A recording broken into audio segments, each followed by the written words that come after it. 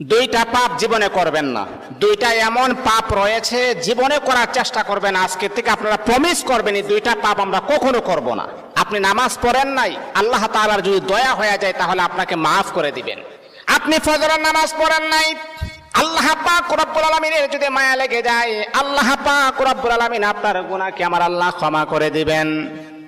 আপনি যদি নফল নামাজ ইবাদত বন্দেগী কম করেন, আমার আল্লাহ কিন্তু আপনাকে মাফ করে দিবেন।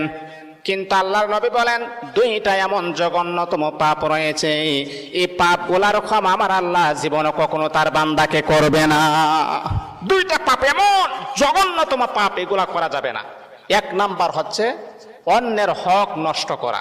অন্যের হক কখনো নষ্ট করবেন না। আজকে নিজের ভাই বোনের হক নষ্ট করে দেয়, অন্যের হক নষ্ট করা যাবে না। দুই নাম্বার হচ্ছে আল্লাহ পাক রব্বুল আলামিনের সাথে শিরিক করা। যদি কোনো বান্দা আল্লাহ পাকের সাথে শিরিক করেন, আমার আল্লাহ